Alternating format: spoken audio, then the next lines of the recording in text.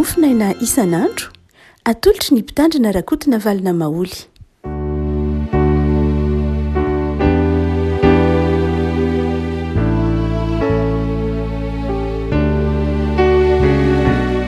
Falmeraba tsika ry avako malala tratrity zoma fa 20 ny volana janoary ity. Ny mofinaina voalahatra ho antsika ny havako dia ny bokin'ny asan'ny apôstôly toko 7:10, asan'ny apôstôly toko 7:10, manomboka amin'ny 2:20 ka hatramin'ny 1:30 amin'ny anaran'i Jesosy. Ary Paoly nitsangana teo afovoan'ny Areopako ka nanao hoe: ry lehilahy ateniana, hitako fa amin'ny zavatra rehetra dia fatrampivavaka amin'Andriamanitra reo indrindra ianareo. Fa raha nandeha aho ka nandinika izay zavatra ivavahanareo dia nahita alitara anankiray izay misy izao soratra izao: ho an'izay Andriamanitra tsy fantatra. Koa izay ivavahanareo kanefa tsy fantatrareo dia izany notoriako aminareo, dia Andriamanitra izay nanao izao tontolo izao sy ny eo aminy rehetra, izy no tompon'ny lanitra sy ny tany ka tsy mba mitoetra ao anaty tempony natao tanana, sady tsy mba tompon'ny tanan'olona toa mila zavatra, fa izy ihany no manome izao rehetra izao aina sy fofinaina ary ny zavatra rehetra. Ary ny fiaina rehetra avy amin'ny iray ihany dia namponeny ny ambonin'ny tany rehetra rehefa notendreny ny fotoan'andro sy ny faritry ny fonenany, mba hitady an'Andriamanitra izy raha tahiny ahatsapa fa ka hitasy. Kanefa tsy mba lavitra antsika rehetra izy, fa izy no ivelomantsika sy hietsehantsika ary ihainantsika araka nataon'ny mpanao tononkira sasany eo aminareo hoe: fahaterany koa isika. Ary satria terak'Andriamanitra isika dia tsy mety raha ny fomban'Andriamanitra no ataontsika ho tahaka ny volamena na volafotsy na vato voasoratra ny fahaizana aman-tsain'olombelona.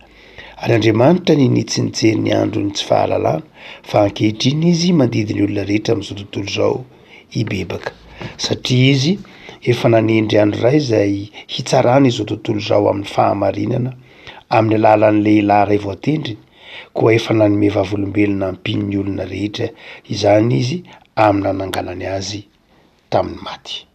Ray masino manamasinana ny fahamarinana, ny teninao ny fahamarinana. Amen.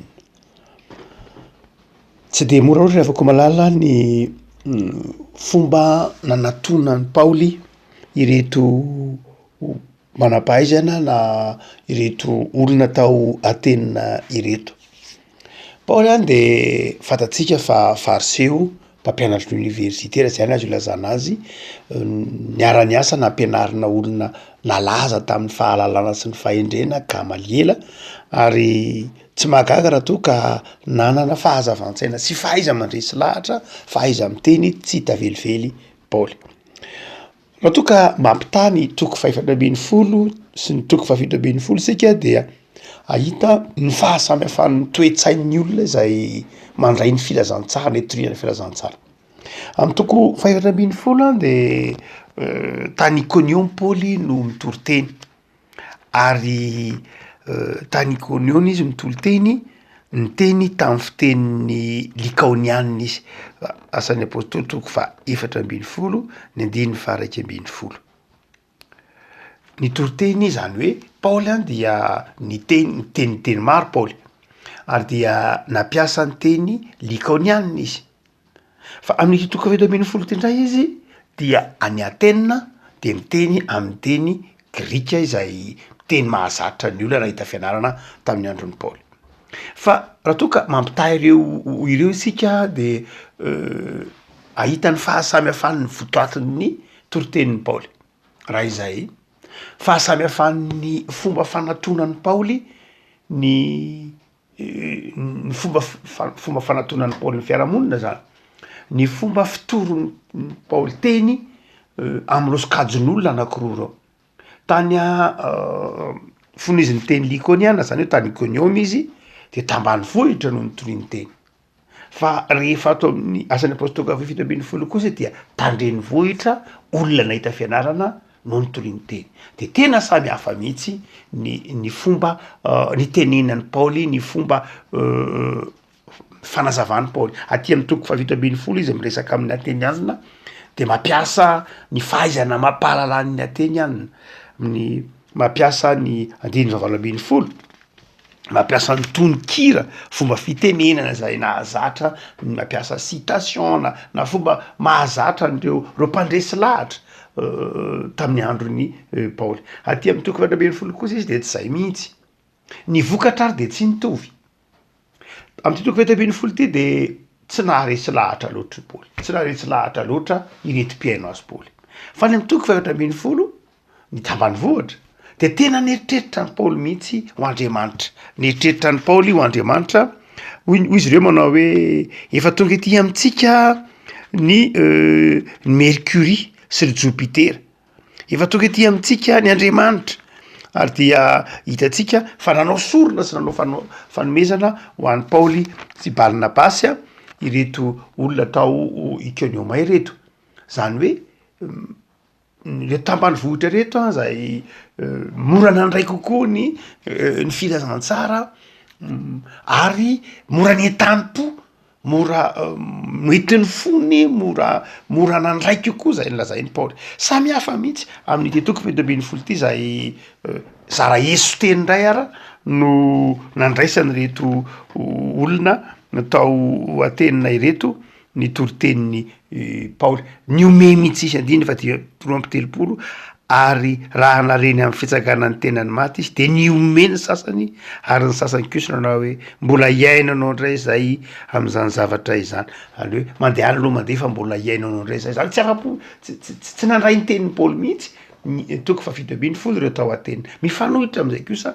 ny tany amin'ny toko faefatra ambin'ny folo zay nataon'ny olona ho Andriamanitra mihitsy izy roalahy ilazana ihany zany afaka malala fa samy manana ny fandraisany ny filazantsara samy manana ny fandraisany ny fampianarana ny olona tsirairay na ny toko fafitra ambin'ny folo na ny toko fafitra ambin'ny folo fa izay entina mampahilatsika afaka malala amin'ity toko fafito ambin'ny folo ity dia ny tenin'ny paoly manao hoe andiny favalo amby roapolo fa izy no ivelomantsika sy etsehantsika ary iainantsika fa Andriamanitra no ivelomantsika etsehantsika ary iainantsika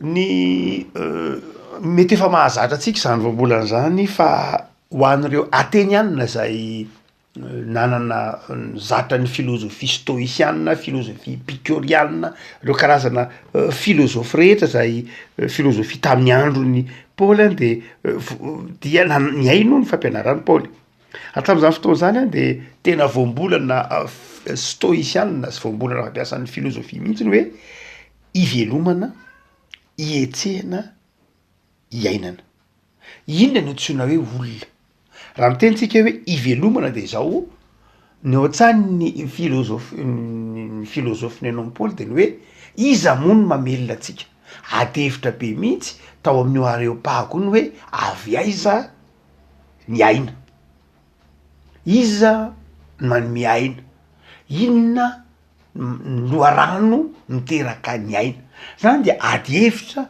tao amin'io areopago io ady hevitra filozofika tao amin'io areopago io ary dia i paoly eto ny manome vahaolana manao hoe Andriamanitra ny mamelona Andriamanitra ny loharanony aina ao amin'Andriamanitra misy ny fahavelomana ary zay raha teo no raha mamaky tsara ny filazantsaraka ny Jaona tsika dia mazava tsara ny tenin'ny Jaona hoe rehefa nitsangana tamin'ny maty Jesoa de nanisy fofinaina ka hoisy tamin'ny raiso ny fanahy masina mifanonjo am'ilay Genesis toko faharoa andininy fahafito manao hoe ary fofotany nanaovan'Andriamanitra ny olona de nasiany fofinaina mahavelona de tonga olombelona izy Andriamanitra no iveloman'ny olona no mampisy ainan'ny olona Andriamanitra no mamelona ny olona ao amin'Andriamanitra no iveloman'ny olona anana ny toetra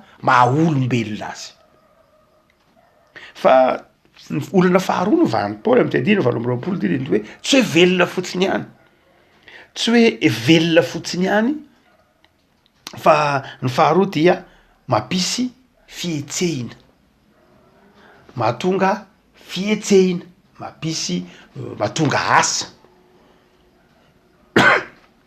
mahatonga asa, mahatonga fahafahana manao zavatra. De hoy Paoly manao hoe iza moa ny mahatonga atsika afaka miasa? Ny herin'ny tenantsika ve? Ny fisainantsika ve?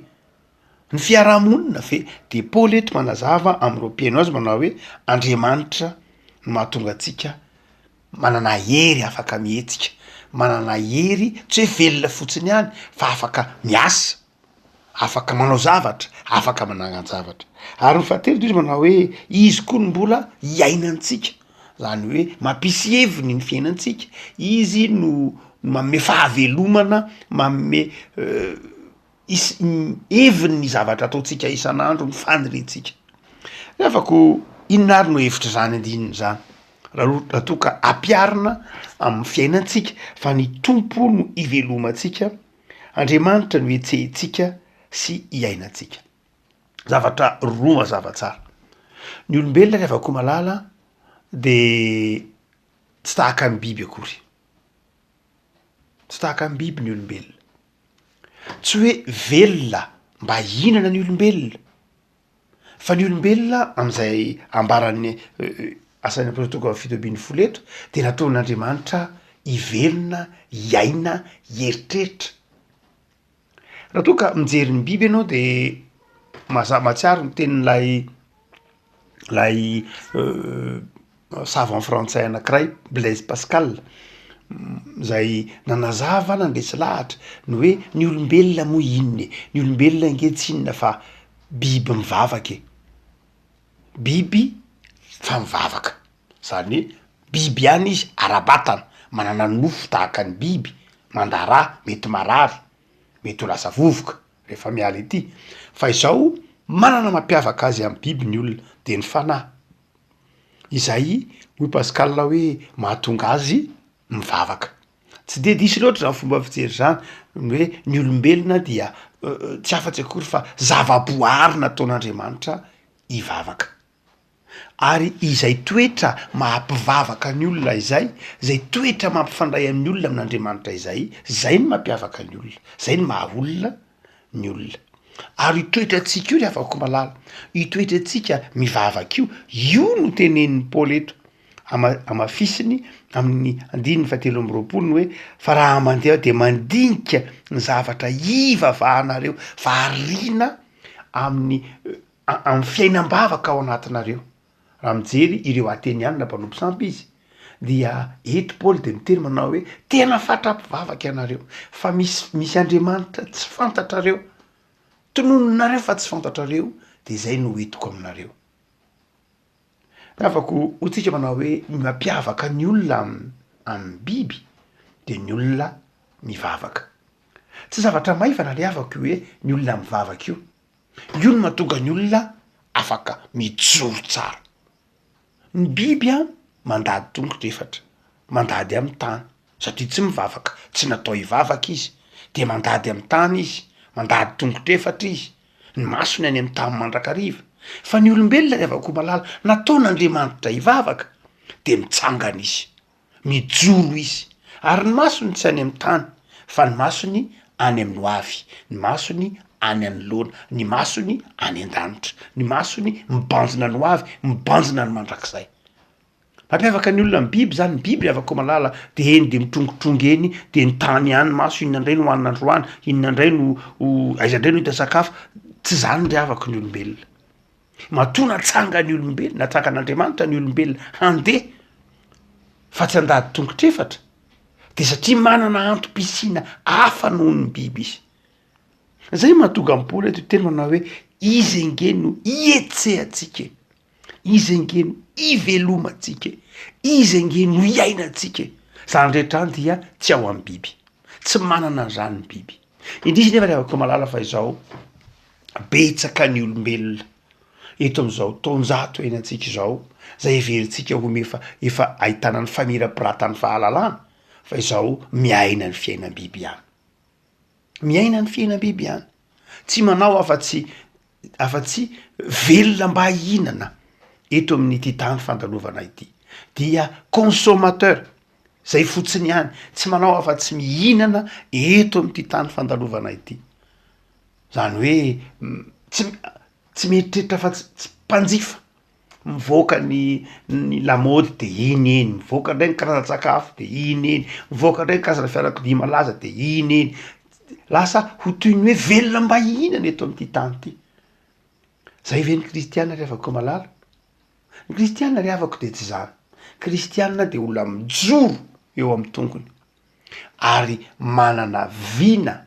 manana antom-pisina mazava ny masony any amin'ny hoavy any am'izay zavatra tian'Andriamanitra hitondrana azy ny masony de any amin'ny lalana tian'Andriamanitra hitondrana azy ny masony de ao amin'Andriamanitra betsaka otsika to riavako malala am'izao andronantsika zao betsaka ny kristianina ny olona moa zany fatsy ny kristianina betsaka ny olona eto ambonin'ny tany dia tsy meritreritra fa tsy ny hoe ny hoanina ihany zay sanatria manetry manambanilay maha olona ny olona mihitsy zay mahatonga ny tompony teny manao hoe zao tontolo zao anke ny jentilisa ny fatrapitady zany fatratra zany no andaniany herim-pony zany no andaniany herin-tsainy ary arakaraky ny anim-pony ny kibony no andriamaniny arakaraky ny anim-pony ny kibony anim-pony ny zavatra ny filany ny vao mainka manandevo azy ka mahatonga azy ansira ny zavatra mahafinaritra fa zary tebiteby sy fahoritsaina no entiny zany eo amin'ny fiaina izay rehetra fatrapitady zany de vao mainka ansirany zany ho epistily nosoatan'i Jakoba mitady anareo mitsiririty anareo tsy manana anareo mifamony anareo mifandringana anareo satria ny masonareo eto amin'ity tany fandalovany ity any miondrika fanaritaka tahaka ny sanatria tahaka ny biby mahatonga an'ilay sociologue anankiray fatatsika Thomas Hobbes ny teny manao hoe ny olona ve alikady amin'ny olona ihany izy ravako malala ny tompony ivelomantsika ny tompony ho ejehantsika ny tompony ho iainantsika de izao mampianatra atsika eto ny tenyny Paoly manao hoe olombelona ianao mijoroa maha olombelona anao aza varina amin'ity tany itika iondrika na ho andevoziny nofo andevoziny filana andevoziny ny ego andevoziny tsy zany ny olombelona riavako malala am'zay nanaovan'Andriamanitra azy fa olona manana zay maha izy azy ary no faharoa zay mamperitreritra riavako zay matetika voambolana hoe mitsangana ny olona mijoro ny olona mijoro olona mitsangana de mandrakariva tsy zay fotsiny tenenin'ny baiboly fa ny baiboly mandrakariva rehefa miteny de zao hoe mitsangana de mandehana mitsangana de beton ny fandrina ojo iso mitsangana de manompo an'Andriamanitra mandrakariva ao aorianany teny hoe mitsangana de misy asa ao aorianany teny hoe mijoro de asa mitsangana de mandehana fomba fiteny Jaona toko 1:10 ohatra hoe mitsangana de mandehana riavako ny dikany teny hoe ny tompony ivelomantsika ny tompony hoejehentsika iainantsika de zao tsy hoe mampitsangana atsika ihany izy tsy hoe mampijoro atsika izy ka tsy mahatonga atsika ho tahaka ny biby fa tahaka n'Andriamanitra tahaka ny endrika Andriamanitra fa izao mampandeha atsika koa izy mampamindra atsika koa izany hoe manome atsika asa manome atsika hevitra ny hevitry ny asa atsika manome atsika didy manome atsika andraikitra raha miteny zany Paoly eto manao hoe io Andriamanitra io no ivelomantsika ejentsika iainantsika de zao io Andriamanitra io de mahatoky atsika manome atsika didy manome atsika andraikitra manome atsika antom-pisina manome atsika fifaliana koa aza amin'ny fiainana isan'andro ravako malala madiva mamarana sady ny volana voalohany ao anatin'ny taona isika lasa indray volana latsaka kely 1 volana sisa niafatry ny tompo aminao de zao io Andriamanitra io no antom-pisinao raha miteny pantsy Paoly manao hoe ny fahasoavan'Andriamanitra mahatoy zao ahy de mandrakariva amin'ny lafiny materialy foana no mandikatsika an'izany hoe fahasoavana fitahiny zay zavatra hita maso zany eny zany tsy editsika hevitra zany omen'Andriamanitra anao zany fa mihoatra lavitra noho zay ange ny hevitry ny teny hoe ny fahasoavan'Andriamanitra raha miteny ge Paoly manao hoe fahasoavan'Andriamanitra voalohany indrindra de zao ny maha kristianina raha miteny paoly manao hoe ny fahasoavan'andriamanitra matoy izao ady zao zay maha kristianina dia noho ny fahasoavan'andriamanitra. Tonga kristianina noho ny fahasoavan'andriamanitra, nahafantatra an'andriamanitra tsy noho ny fahaizana mampahalalako fa noho ny fahasoavan'andriamanitra. Ary zay no mbola mafisy ny paoly am'ty toko fa 7:20 ity. Le avako malalo lasa n'ilay volanao isika madiva mamarantsika.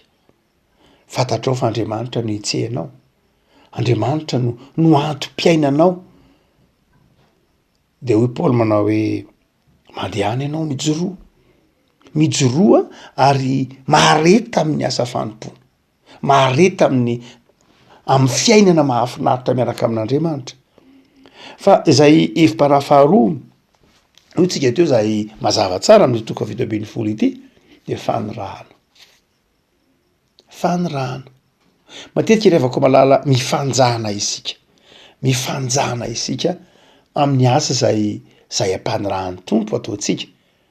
Andro ny fifanjanana zao satria matetika moa ndafim-piarahamonina ny aitsika vokatry ny ataotsika hoe ny fandrosoana de misy atanatohatra maro isan-karazany de mandrakariva misy atanatohatra ambony ambany atenatenany de lasa tonga fotom-pisainana mihitsy zay hoe rehefa tsy anjarako de tsy ataoko.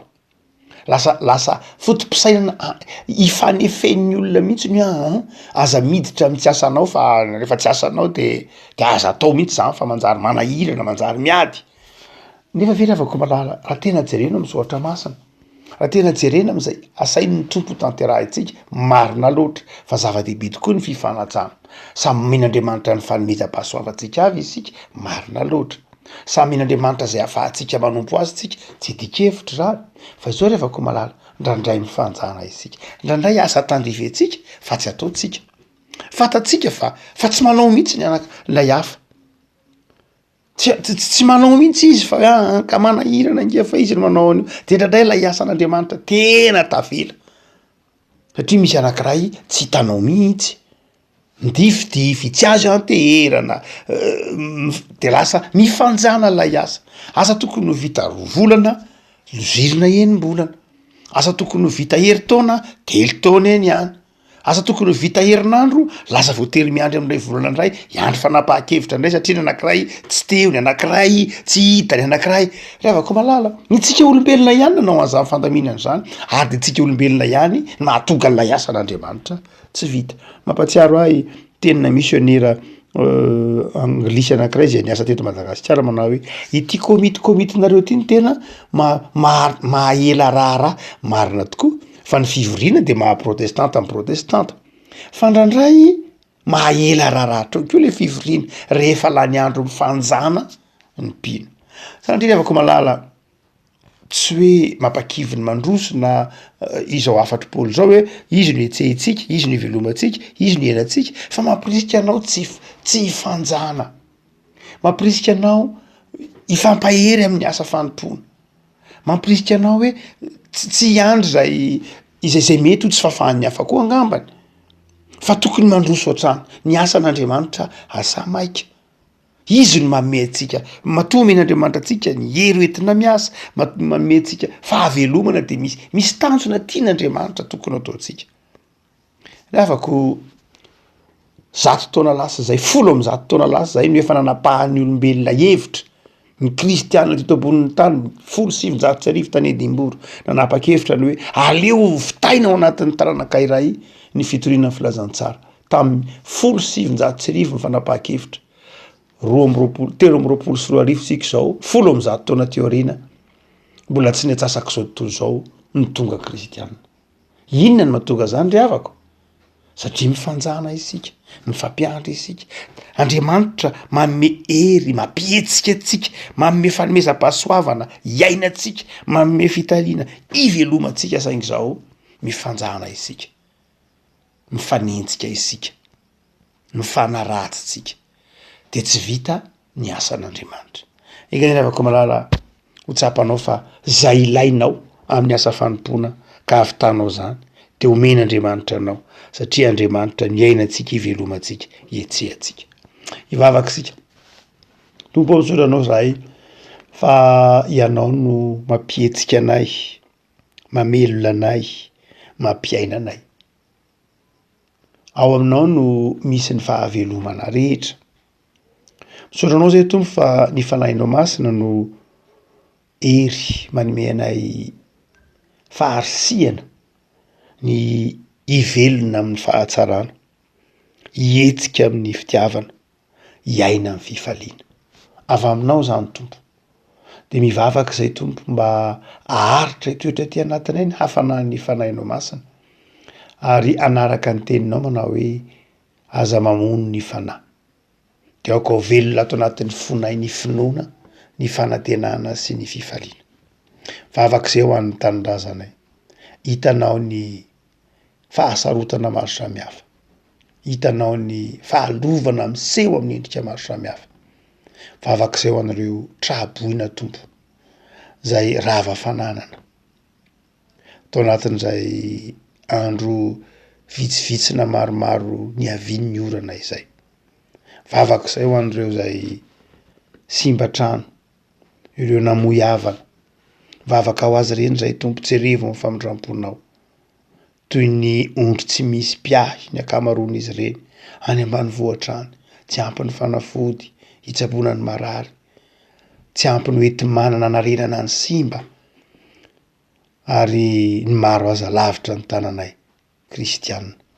De mivavaka zay tompo, ianao akaikin'izy reny, ianao lay Andriamanitra mahay ny zavatra rehetra, tompony zavatra rehetra, ivelomanay, hietsehanay, hiainanay, dia jerevo amin'ny famindramponao izy reny, ampaherezo, manapia azy reny renao fianao mahay ny zavatra rehetra. Vavaka zay mba handehanany fifanampiana maro samihafa, ataon'ireo malala tanana amin'ny fahamarinana araka ny tokony ho izy tompo, dia manapia anao ny tsirairay avy fanana fahalala-tanana, ahizara, ahifanampy, satria mpiray tanindrazana izahay, raha hiaina ao aminao Andriamanitra. De omeo herim-panahy ireo manana olana, omeo fahasitrana ireo marary mitodika aminao Andriamanitra, ary mitoera ny tokantrano tsirairay avy ianao. Ao aminao Jesoa mametrahana ny fiainanay. Amen.